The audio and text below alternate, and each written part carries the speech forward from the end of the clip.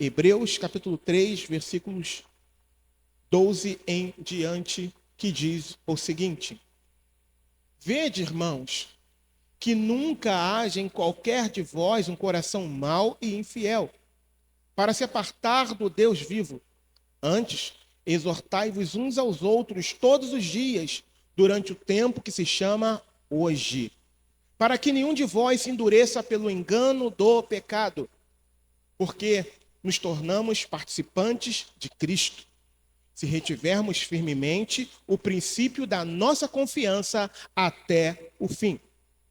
Enquanto se diz, hoje, se ouvirdes a sua voz, não endureçais os vossos corações, como na provocação, porque, havendo-a alguns ouvido, o provocaram, mas não todos os que saíram do Egito por meio de Moisés.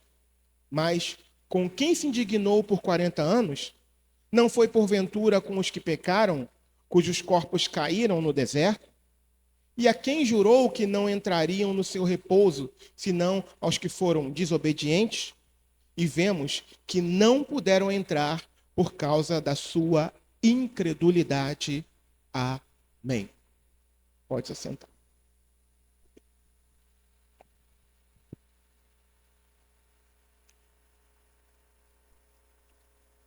Louvado seja o nome do Senhor.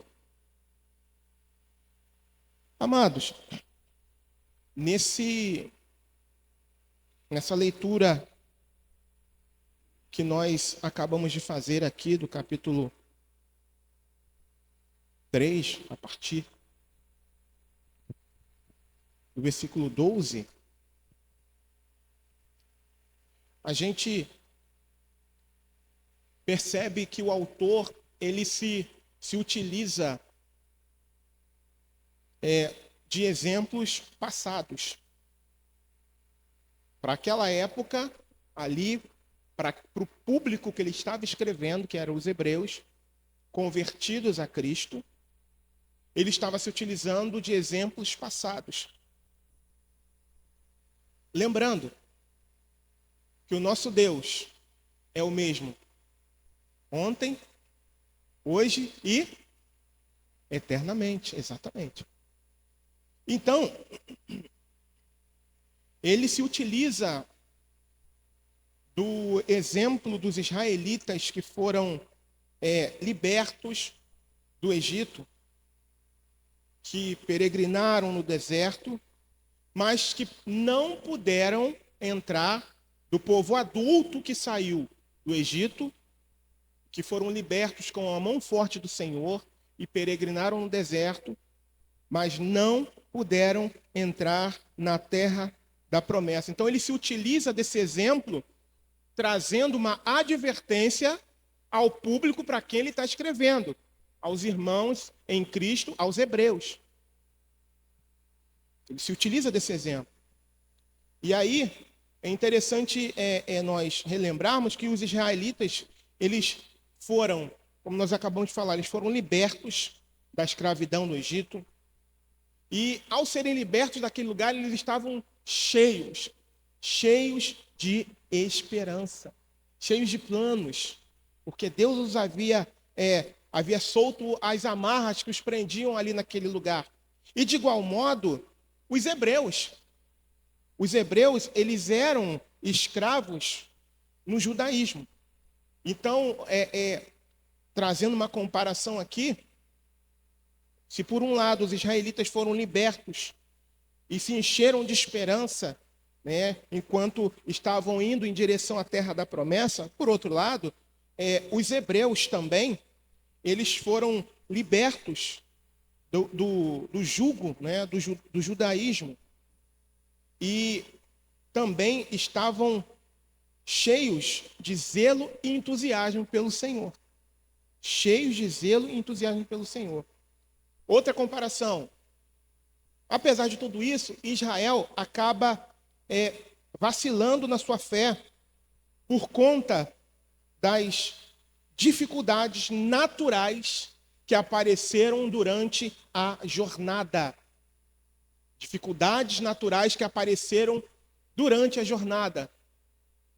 E de igual modo, os hebreus também estavam vacilando na sua fé por conta da perseguição por causa do nome de Cristo.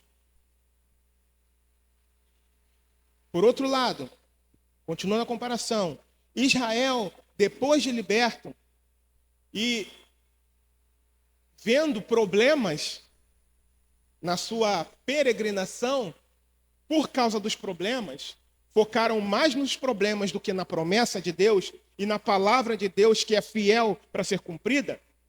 Eles sobe ao coração da maioria deles retornar à terra da escravidão.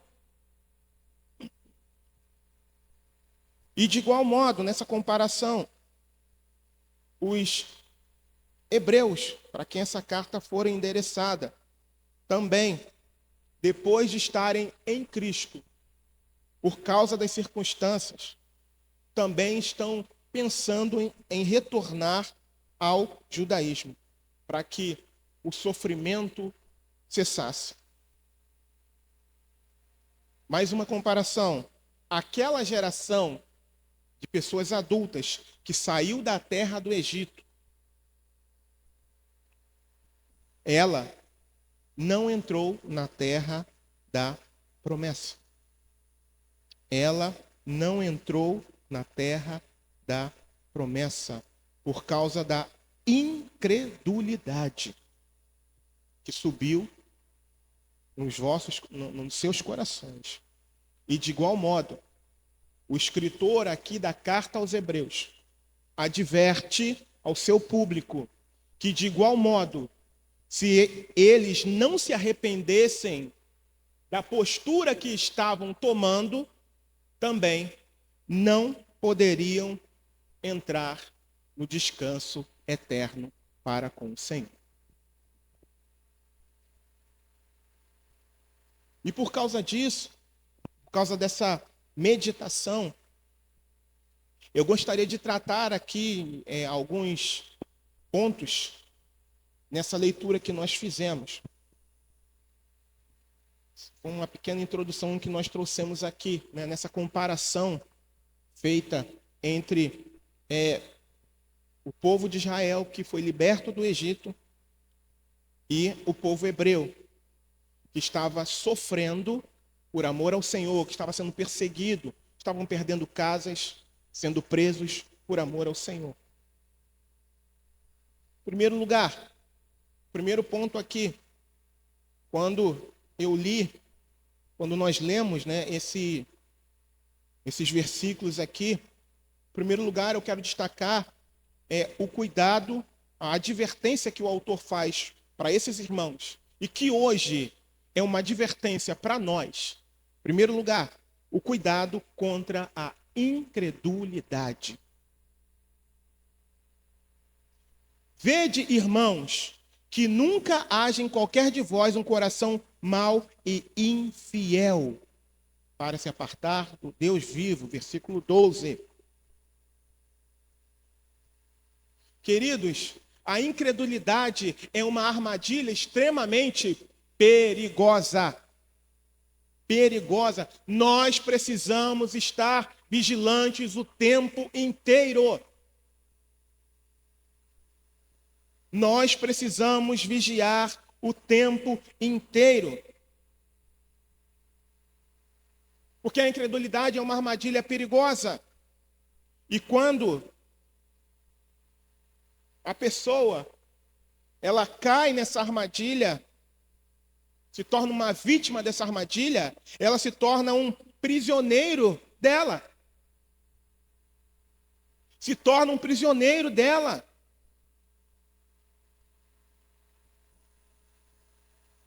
Uma pessoa que é tomada pela incredulidade, ela se recusa a crer em Deus, a crer em suas promessas, a crer na sua palavra. Jesus disse: examinai as Escrituras, porque vocês cuidarão de ter nela a vida eterna, e são elas que dão testemunho de mim. E hoje há um ataque muito grande contra a palavra. Lâmpada para os meus pés é a tua palavra e luz para o meu caminho. Como é que eu posso ter certeza de não estar errando o alvo? Como é que eu posso ter a certeza? Onde é que eu tenho que me basear para saber se eu estou andando no caminho correto ou não? É no que o pastor fala apenas? É no que a igreja diz que crê? Não, irmãos. É na palavra de Deus. Ela é a segurança para nós. Ela é a porção de revelação que Deus quis deixar para nós. E é por meio dela que nós temos a nossa trajetória corrigida. É por meio dela, é por meio da exposição fiel da palavra, que nós podemos caminhar com segurança. Lembra agora do versículo que eu falei de Salmos? Salmo 119? Lâmpada para os meus pés é a tua palavra. Eu não sei quem já andou na roça aqui, eu já citei esse exemplo aqui algumas vezes. Falo de roça mesmo. Aquele local que não tem iluminação pública. Já experimentou andar num lugar assim à noite? E principalmente quando não tem aquela lua bonita, é uma escuridão muito grande.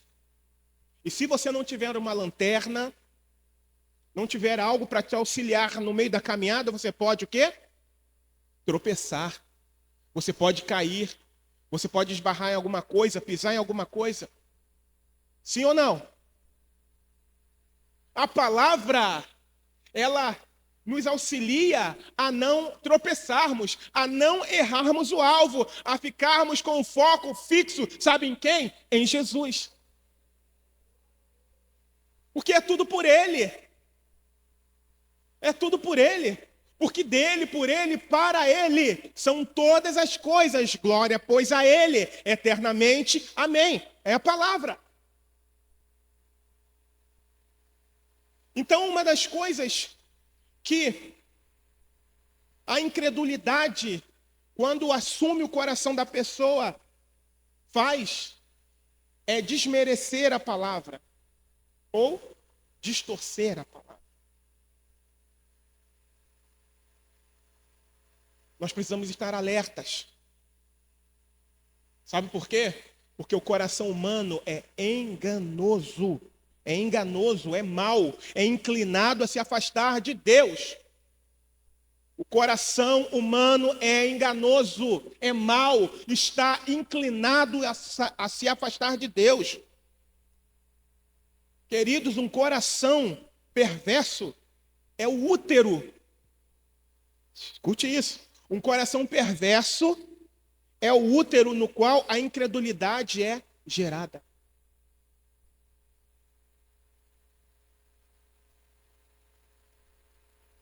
Por isso, irmãos, nós precisamos tomar cuidado contra a incredulidade. Lembrando aqui novamente o versículo, vede, irmãos. Em outra tradução está dizendo, tenham cuidado, irmãos, que nunca haja em qualquer de vós um coração mau e infiel. Esse foi o primeiro versículo. A primeira parte que a gente tratou aqui. Cuidado com a incredulidade. Porque ela está sempre assim, ó. Batendo a porta do nosso coração. Não pense em você que ela não tenta fazer isso aqui, ó, na porta do nosso coração, porque é diário isso, irmãos. É constante. Precisamos estar vigilantes. Precisamos estar atentos. Cuidado com aquilo que entra pelo seu ouvido. Cuidado com aquilo que entra pelos seus olhos. Cuidado. Cuidado. A parte B do versículo. Vou ler ele todo, mas vou enfatizar a parte B. Vede, irmãos, que nunca haja em qualquer de vós um coração mau e infiel, para se apartar do Deus vivo. Qual a função da incredulidade? Nos separar de Deus.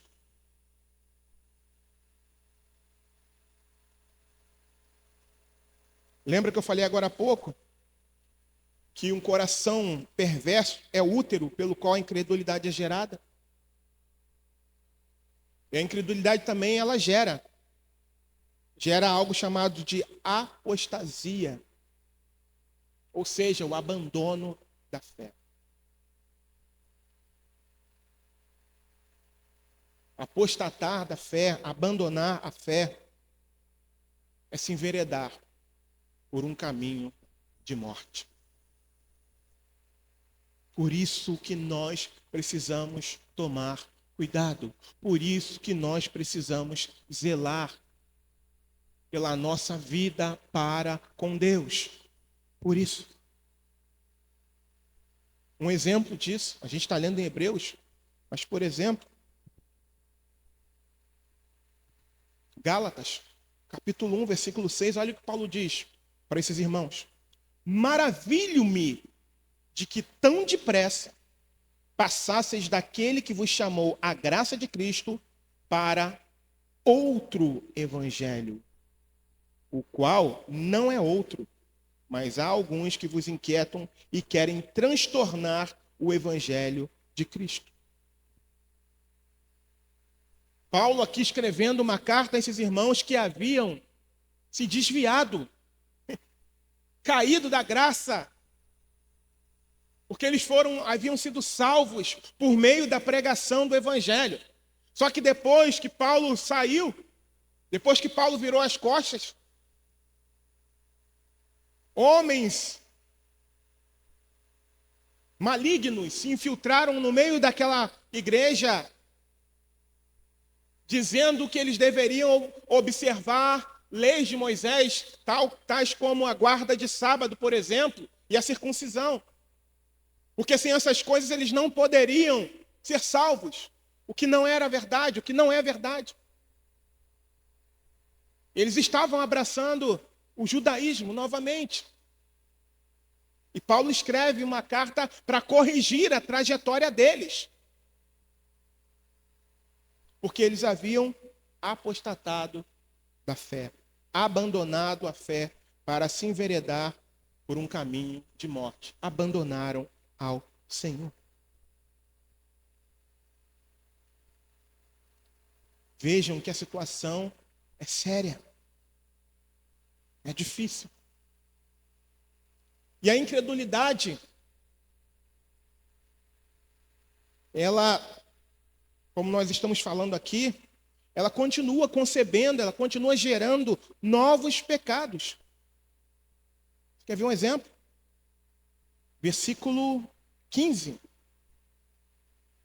Enquanto se diz, hoje, se ouvirdes a sua voz, não endureçais os vossos corações, como na provocação. Não endureçais o vosso coração, como na provocação.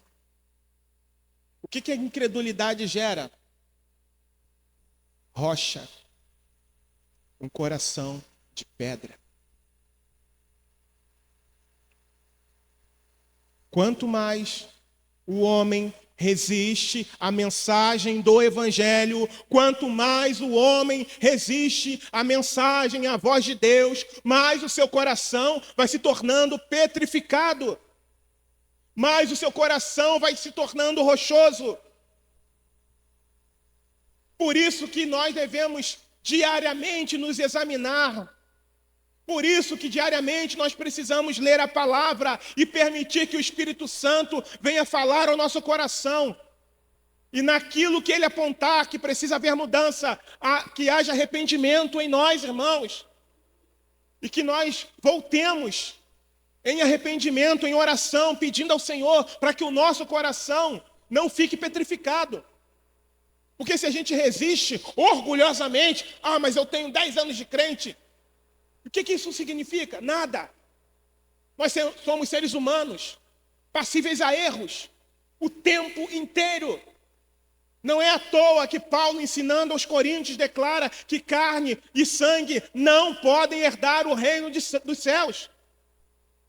Não é à toa que aqueles que estiverem vivos no dia do arrebatamento, a Bíblia declara que terão os seus corpos transformados num corpo de glória, porque carne e sangue não podem herdar o reino dos céus. O crente vai ter que ser transformado antes de ser atraído para Cristo nos ares. Porque do contrário, ele não entra. Não entra. Por quê? Porque essa carne está impregnada de pecado. Embora o velho homem tenha sido mortificado, lembre-se, esse miserável sabe nadar. Sabe nadar. Embora ele tenha... Lembra dessa frase? Eu pensei que o velho homem havia sido morto nas águas do batismo. Mas eu tive uma triste revelação: o miserável sabe nadar. E é por isso que a gente precisa o tempo inteiro viver em vigilância. É por isso que a gente precisa estar o tempo inteiro indo para mais próximo de Deus, porque quanto mais próximo de Deus, mais longe do pecado.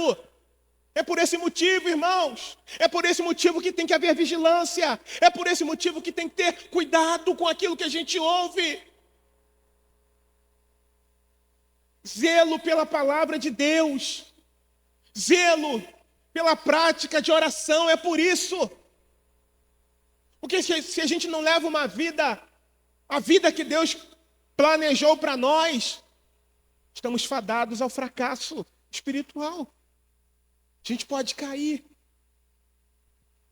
E não há garantias de que quem caia venha se levantar.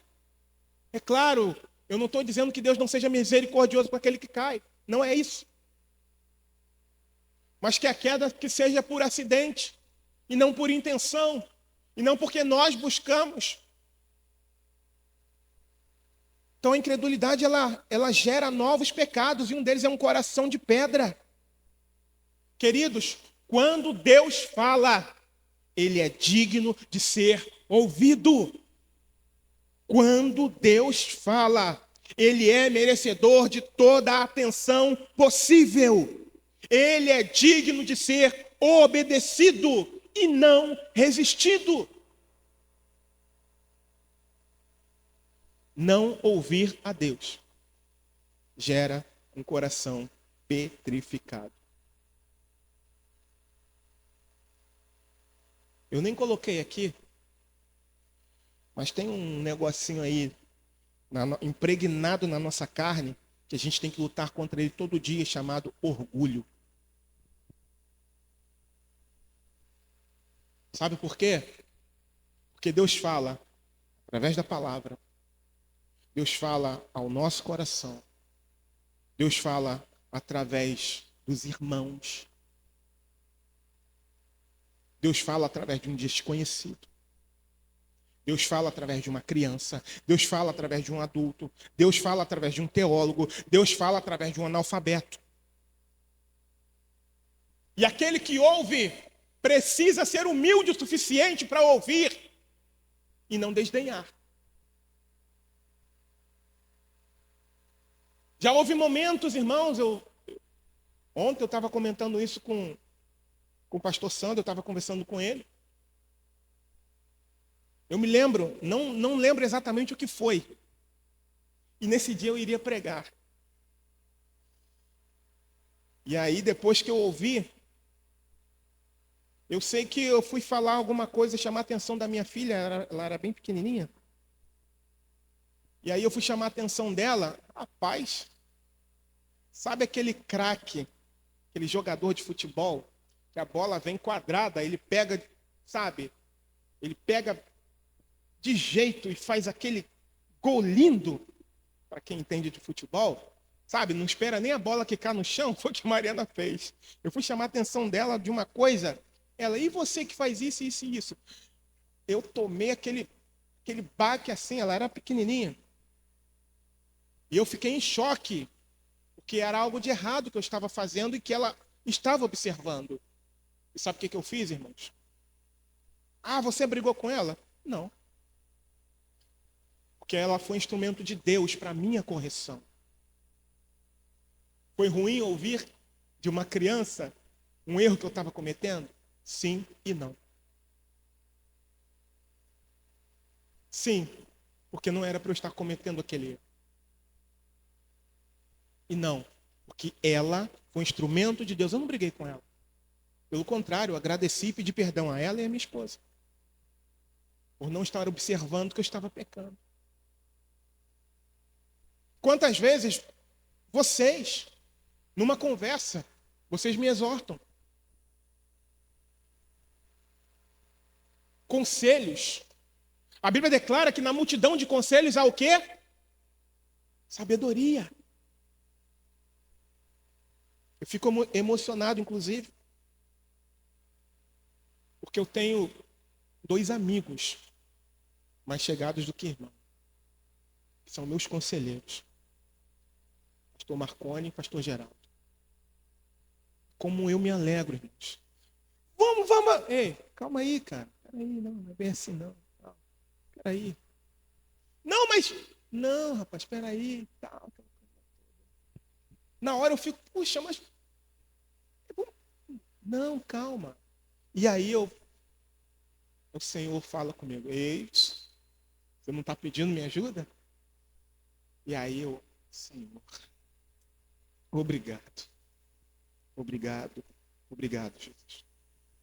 Então não pode haver orgulho no nosso coração se alguém for um instrumento de Deus para nos corrigir, para, consertar a nossa trajetória por algum motivo. Não pode. Nós precisamos ser humildes o suficiente para ouvir. Isso começa em casa. Naquele dia, eu fiquei mal, não queria nem pregar, mas acabei pregando assim mesmo. Fui animado a pregar, né? Eu cheguei, poxa, eu não quero pregar, não. Ora o Senhor, você já se arrependeu, pode pregar sim. Falei, amém, eu preguei naquele dia.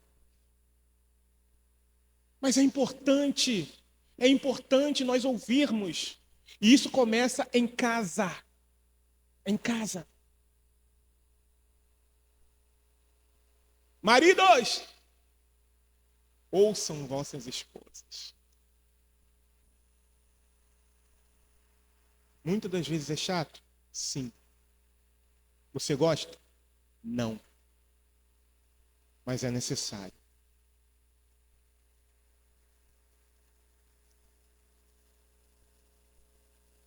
E a hora que eu tenho que pedir perdão, eu peço. Às vezes eu estou muito chateado. Mas eu peço. Eu falo com o Senhor. Sabe por quê? Não é porque é minha esposa, não é porque é minha filha que eu tenho que pisar. Não é porque eu sou o homem da casa. Não, irmãos. A Bíblia declara que a minha esposa é minha ajudadora. Não é meu capacho. Então, muitas vezes ela fala as coisas comigo. Às vezes eu tento até resistir. Mas aí eu penso, o Espírito Santo fala. Eita Deus. Várias vezes isso já aconteceu. Aí depois eu vou buscar. Em alguns momentos eu busco outras opiniões. Quando é alguma questão bem importante. E aí ela já deixou a opinião dela. O depoimento dela.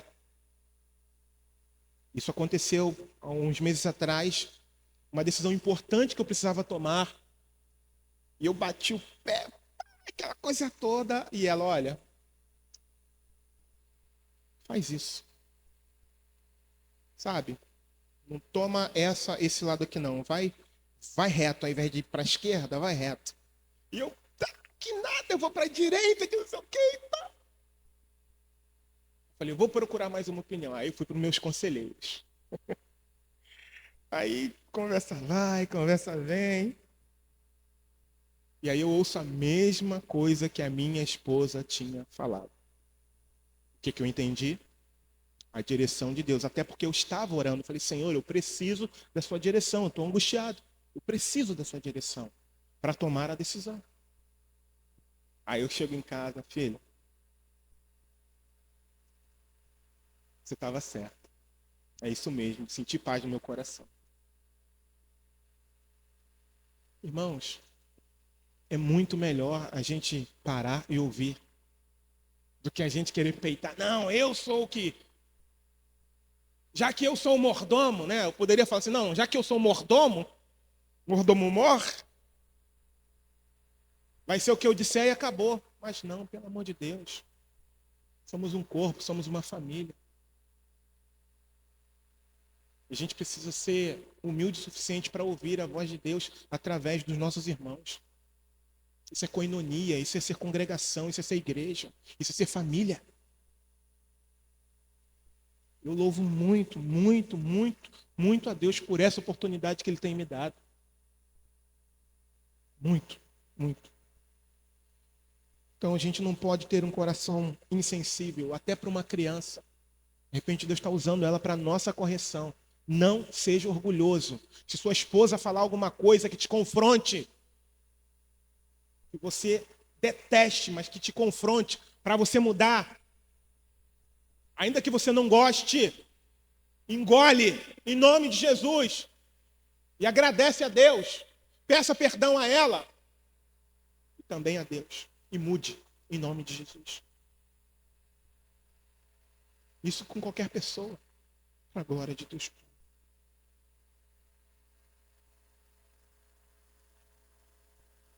Um coração de pedra, mesmo que seja alvo da sã doutrina, não sente nada, porque tornou-se insensível à voz de Deus.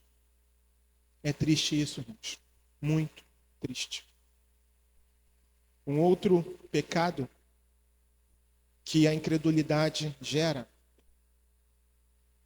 Versículo 16. Porque havendo-a alguns ouvido, o provocaram, mas não todos os que saíram do Egito por meio de Moisés.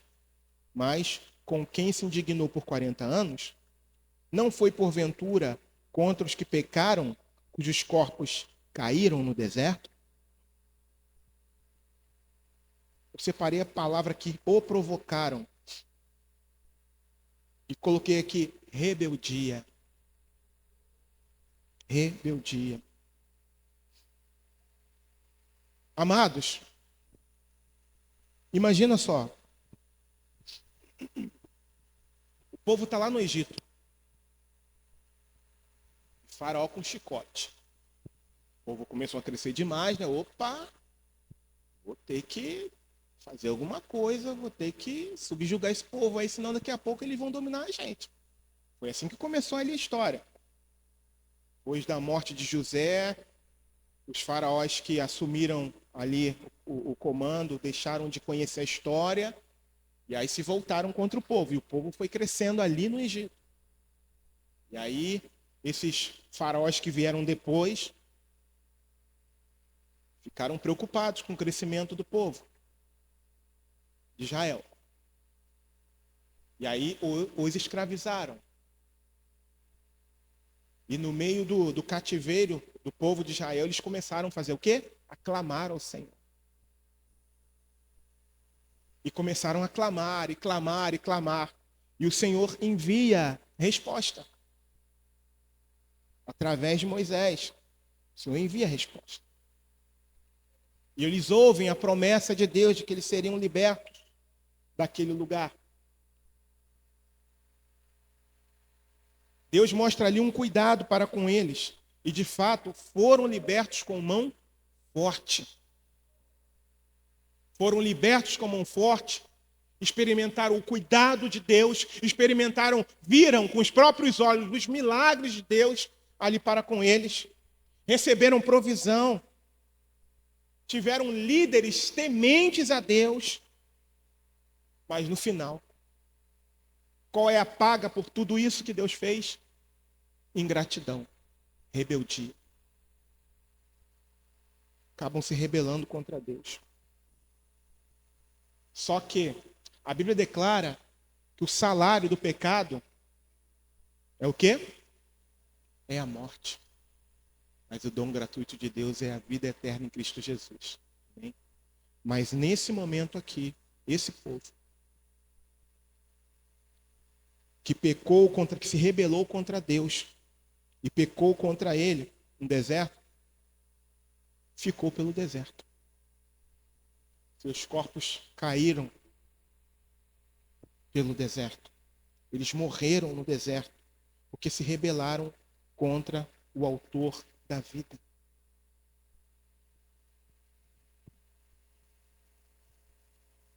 Se rebelaram contra Deus. Isso se aplica a nós. Eu narrei aqui algumas coisas que eles experimentaram. E quanto a nós? Mas eu não tenho visto esses milagres todos. Será que eu não tenho visto? Eu vejo um milagre todos os dias, irmãos. Todo dia eu vejo um milagre. Quando eu levanto, eu vou ao banheiro, eu me vejo de pé, é um milagre. Quando eu me olho no espelho, quando eu me percebo respirando, é um milagre de Deus. Quando eu lembro de onde Deus me tirou, é um grande milagre do Senhor. Como é que eu posso dizer, abrir a minha boca e dizer que eu nunca vi um milagre na minha vida? A salvação é um milagre para mim, irmãos. E eu acredito que seja para você também. Porque quem aqui merece a salvação? Segundo a palavra? Ninguém. Mas foi pela graça, ou seja, um dom gratuito de Deus, um favor imerecido. É graça, então é milagre. Como é que você diz que nunca viu milagre?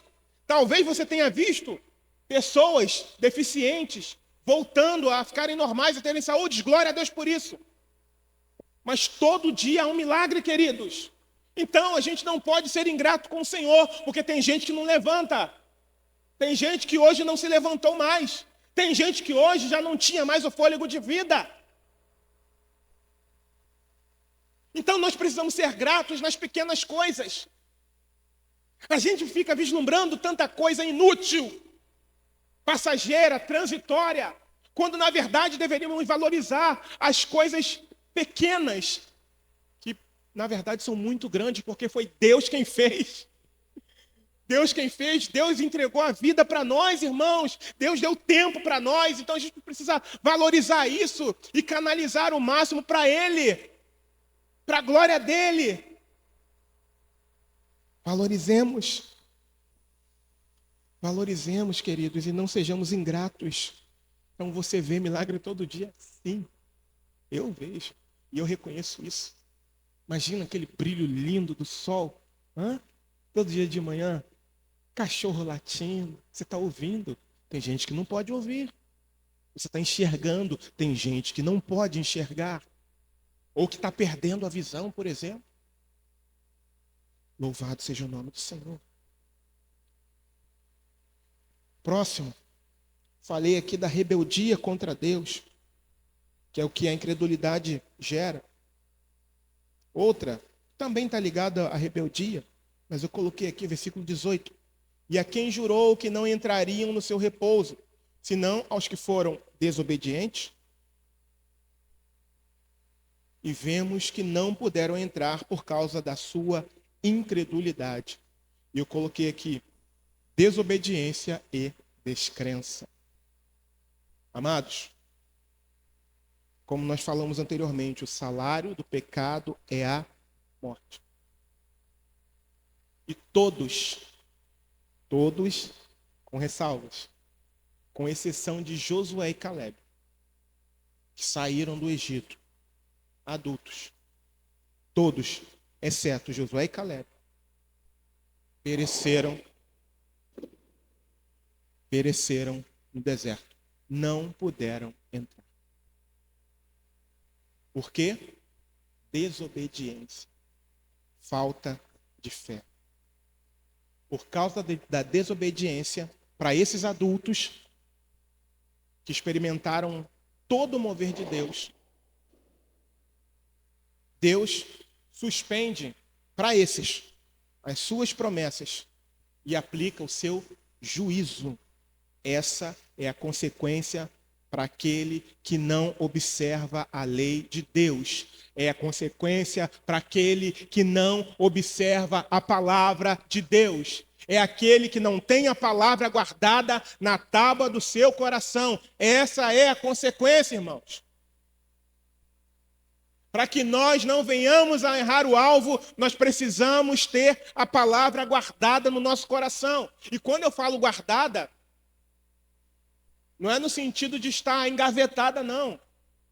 É que nós venhamos a tê-la guardada no nosso coração a ponto de vivenciarmos cada dia todos os ensinamentos de Jesus e a doutrina dos apóstolos. Amém? E para isso a gente precisa ler. E para isso a gente precisa saber, conhecer. Conhecer lendo. Diariamente. É o nosso alimento. Deve ser o nosso alimento. Para a glória de Deus Pai. Em o nome de Jesus. A descrença rouba, usurpa a oportunidade dos privilégios das bênçãos de Deus. É isso que acontece. Eu quero ler mais uma vez o texto inicial, que a gente já está entrando no final. Vede, irmãos, que nunca haja em qualquer de vós um coração mau e infiel, para se apartar do Deus vivo. Antes, exortai-vos uns aos outros todos os dias, durante o tempo que se chama hoje, para que nenhum de vós se endureça pelo engano do pecado. Porque nos tornamos participantes de Cristo, se retivermos firmemente o princípio da nossa confiança até o fim. Ok, vou ler só até aqui. Nós falamos sobre o cuidado com a incredulidade e falamos o que a incredulidade gera, algumas das coisas que a incredulidade gera. Mas aí vem uma outra pergunta. Mas então, se a incredulidade traz males para a minha alma, para a minha vida, como não sucumbir? Como não ser abraçado pela incredulidade? Versículo 13. Antes, exortai-vos uns aos outros todos os dias, durante o tempo que se chama hoje, para que nenhum de vós se endureça pelo engano do pecado. Vale um glória? Primeiro lugar, exortação mútua. Exortação mútua. Leia o texto novamente. Antes, exortai-vos uns aos outros. Todos os dias. De vez em quando, não, todos os dias. Durante o tempo que se chama hoje. Para que nenhum de vocês se endureça pelo engano do pecado. Sabe o que eu aprendo aqui, irmãos? Pode sorrir. Olha que coisa linda, sorriso lindo. A importância do congregar. A importância do congregar, a importância da unidade entre os irmãos, dos irmãos vivendo em comunidade, em comunhão. Porque seria impossível de outro modo, o exortai-vos uns aos outros. Seria impossível. Irmãos, eu dei um abraço, Jesus amado, que coisa boa. Eu dei um abraço tão gostoso no pastor Geraldo lá na frente. Peguei o perfume do Durval com um abraço, é claro, aqui. Eu brinco com o Renilton, a cota, né, que é o abraço. Renilton, a gente não pode esquecer da cota. Já paguei a minha cota ali, metade, né? Daqui a pouco tem outra. Paguei a minha... Gente, isso não tem preço! É maravilhoso você chegar ao irmão e abraçar ele e dar um beijo nele, como eu fiz com o Renato, como eu fiz com os meninos que chegaram também. É muito bom olhar para cada um de vocês e estender a mão e dar a paz do Senhor, e dar um abraço e dar um sorriso. É muito bom. Ter a orelha puxada de vez em quando é bom. Opa, volta. Faz parte do crescimento, faz parte do amadurecimento, faz parte da vida cristã, irmãos. E a congregação proporciona isso. Embora nós tenhamos que praticar os ensinamentos de Cristo lá fora, a gente sabe muito bem disso. Mas aqui dentro também é um lugar. Sabe por quê? Porque de vez em quando sai farpa, sim ou não? A gente não tem que praticar aqui dentro também? Irmãos, imagina um monte de gente, cada um com uma mente diferente, seres humanos diferentes. Quem faz essa liga? Quem é? É o pastor? Não. É a placa da igreja? Não. Mas é o poder do Espírito Santo de Deus. É o Espírito Santo, irmãos. E aí, a gente recua. E aí, a gente aprende a não ofender, a não falar de qualquer jeito com o irmão, para não machucar. Não é assim que acontece, que tem que acontecer? E se a gente percebe que machuca, ou de repente lá na frente a pessoa fala, você me machucou, o que você tem que fazer? Puxa vida, meu irmão, me perdoa, por favor, não foi minha intenção. Ou de repente o irmão ou a irmã, você está preocupado com um monte de coisas. Sabe, tá com a cabeça cheia e você passa por ele e não fala, ele se entristece. E ele vem, poxa, cara, aconteceu alguma coisa? Eu te ofendi? Rapaz, me perdoa, por favor. Irmã, me perdoa, eu estou com a cabeça a mil. Está cheia de preocupação. Me perdoa, por favor. Faz o seguinte, me ajude em oração. Eu estou precisando muito tomar algumas decisões. Isso é ser igreja. Isso é fazer parte do corpo, irmãos. É compartilhar alegrias, mas compartilhar momentos de tristeza também. Vejam como é importante, irmãos. Olha aqui. Antes exortai-vos uns aos outros todos os dias. Hoje a gente está aqui nesse momento, mas a gente tem um aparelho telefônico, a gente tem um WhatsApp, a gente tem um encontro no lar. Olha quanto instrumento a gente tem para estar falando um com o outro todos os dias. De repente, para marcar um almoço, ou marcar uma conversa meio chata. Isso é ser igreja. Eu não posso abrir mão de um momento como esse, porque foi o Senhor quem preparou isso para nós, irmãos. Faz parte do nosso crescimento. É de Deus. O Senhor, Ele vem buscar quem? O Júlio? Separado? Não. Ele vem buscar a igreja. E o Júlio precisa fazer parte da igreja. Ele vem buscar a noiva. Para a honra e para a glória do Senhor. Outra coisa também muito interessante, nesse versículo aqui, é que, tá aqui. Antes exortai-vos uns aos outros todos os dias, durante o tempo que se chama hoje. O hoje aqui eu entendo, sabe como? O período da graça. Estamos vivendo o período da graça. Então, a gente precisa aproveitar as oportunidades. Eu não posso deixar para amanhã. Eu tenho que viver o hoje, o agora, que é o presente de Deus para nós. Então, por isso que é muito importante o congregar. Porque a gente sabe pelos sinais que o tempo se aproxima e a volta de Jesus está cada dia mais próxima. E o que a palavra nos ensina, e o que a palavra nos exorta em Hebreus, no capítulo 10, versículo 25, para que nós venhamos a congregar. Quanto mais nós observamos que aquele tempo se aproxima, mais nós devemos congregar. Aleluia! Ó, quão bom e quão suave é que os irmãos vivam em união. Viver em comunidade nos proporciona isso, amados irmãos. Uma exortação mútua. Colocamos os ensinos de Cristo em prática no nosso cotidiano. Mas também colocamos no seio da igreja, na comunhão com os santos. Apenas na mutualidade, que é essa questão de uns para com os outros, é possível termos esse tipo de atitude, exortação. A igreja é uma comunidade de irmãos que se amam e que velam uns pelos outros. E que velam uns pelos outros. Louvado seja o nome do Senhor.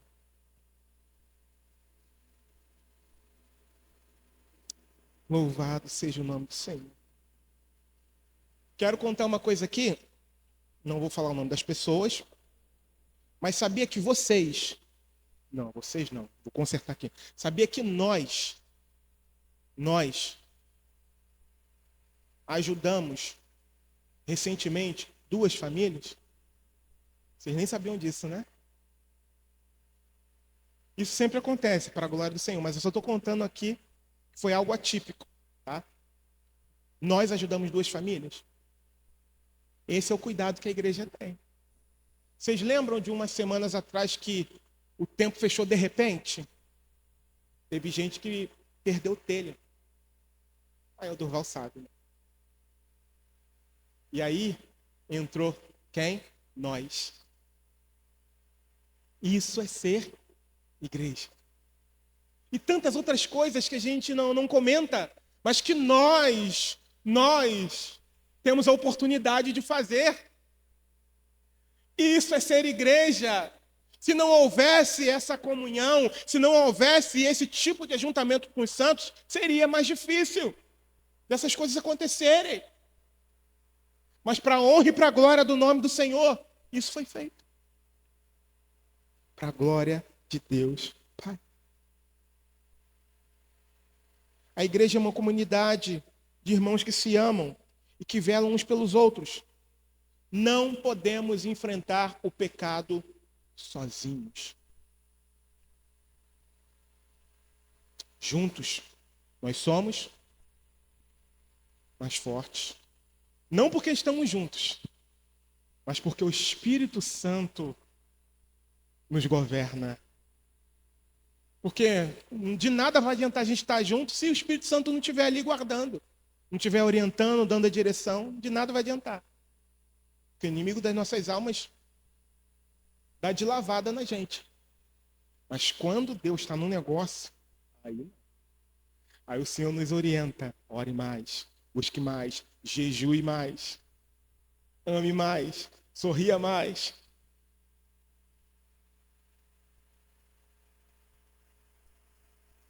Precisamos, irmãos, na comunidade dos santos, ser exortados, confrontados e consolados uns pelos outros. Negligenciar isso é dar brechas ao endurecimento do coração. Negligenciar isso. Negligenciar um momento como esse. E tudo que esse momento aqui proporciona para nós, dentro da palavra, é estar exposto ao entorpecimento do coração, ao endurecimento do coração. Por isso nós devemos valorizar. Cada um de nós aqui devemos valorizar esse momento. Primeiro, exortação mútua. Segundo, obviamente, não haveria mutualidade entre os irmãos se não houvesse, eu já falei aqui, a liga. Quem faz essa liga? É Cristo.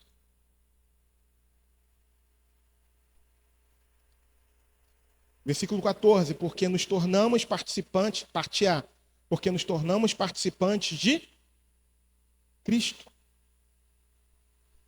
Queridos, a nossa união com Cristo, a partir dessa união, nós somos ligados a Ele e somos ligados uns aos outros como membros de um só corpo, tendo como cabeça a Jesus.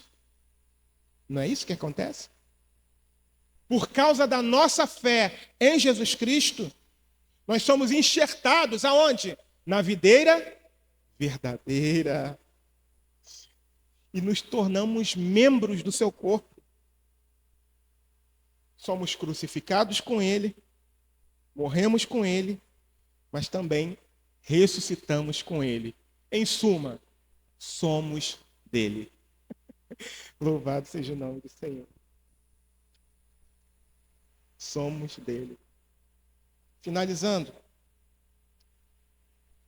Versículo 14, ainda. Vou até ler aqui na minha Bíblia. Porque nos tornamos participantes de Cristo, se retivermos firmemente o princípio da nossa confiança até o fim.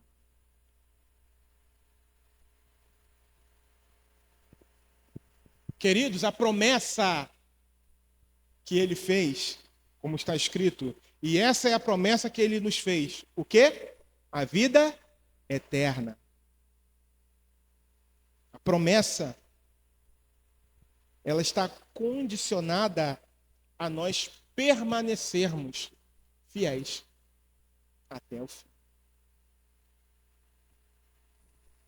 Ser fiel até a morte, e dar-te-ei coroa da vida.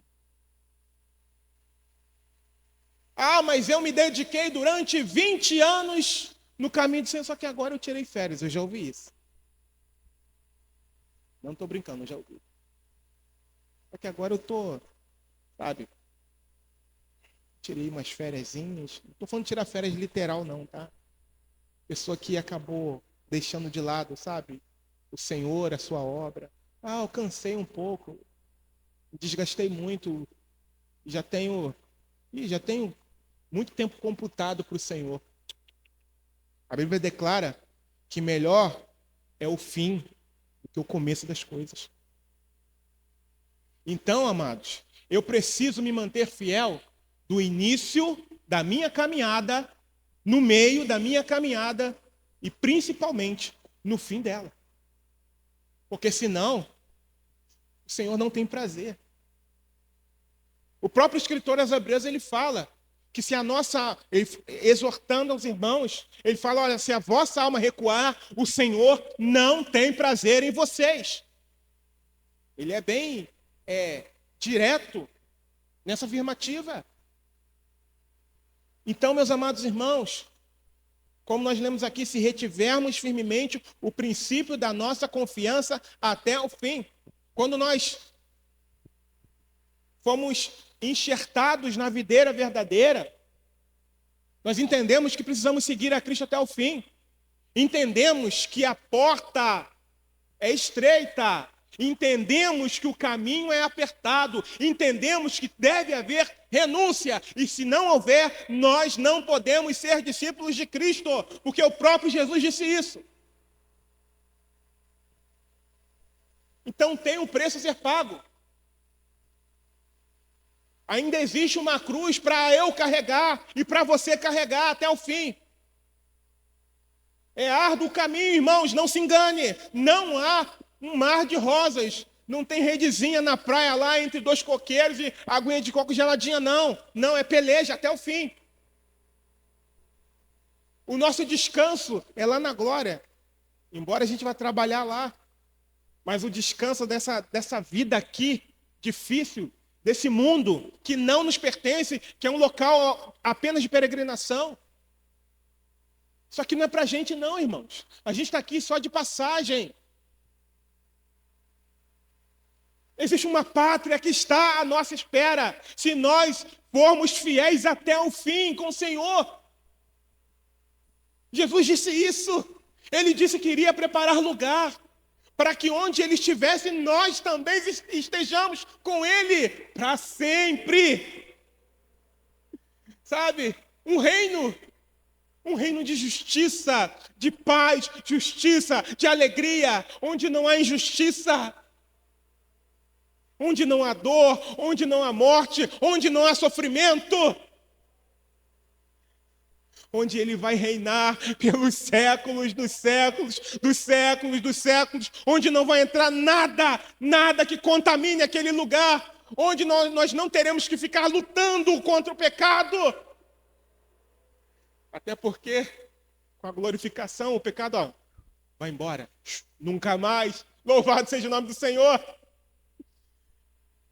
Então é para lá que eu quero ir. Esse deve ser o nosso foco. Esse deve ser o nosso alvo. E é por isso que a gente não pode dar espaço para a incredulidade. Porque se ela entrar, ela devasta e ela destrói. Convido você a se colocar de pé, em nome de Jesus.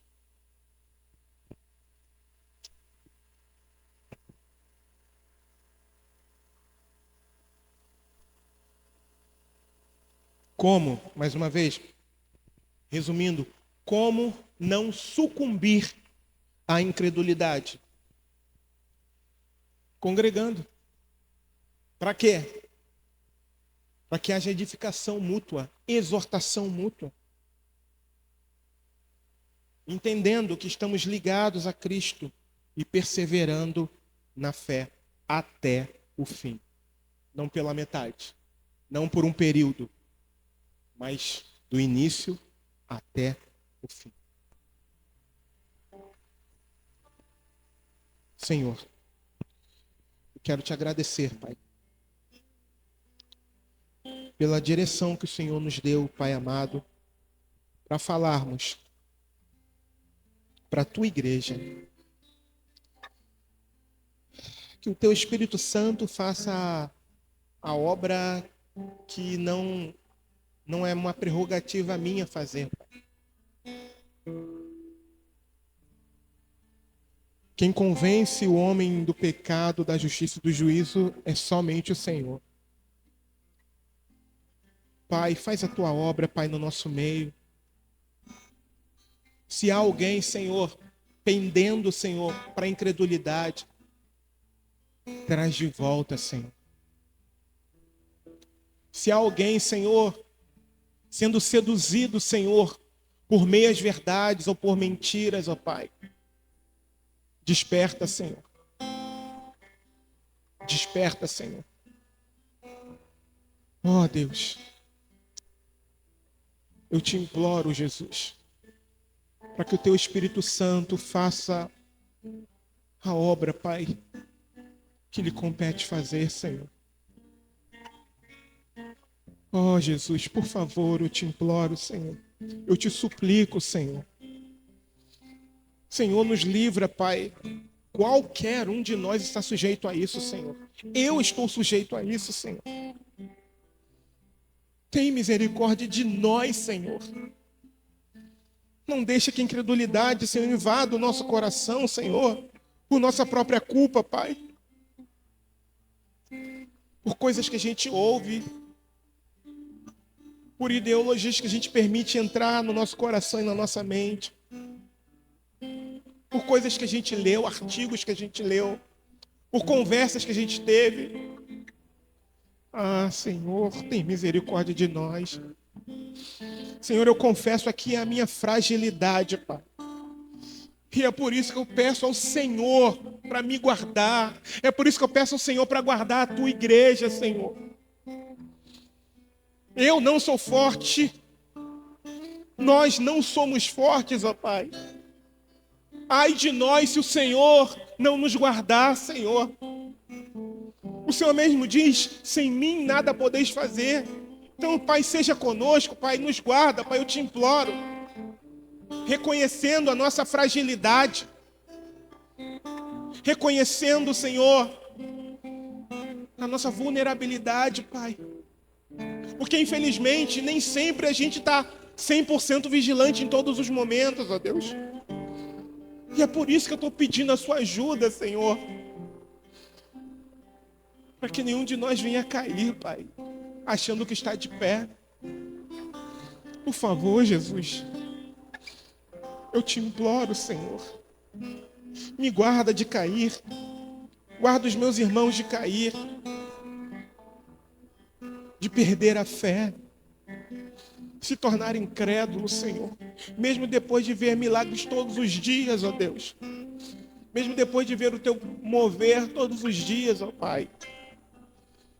Ajuda-nos, Senhor. Ajuda-nos a permanecer de pé, Pai. Esse é o meu clamor nessa noite, Pai. Para a glória do teu nome santo, Deus. Em nome de Jesus. Amém e amém.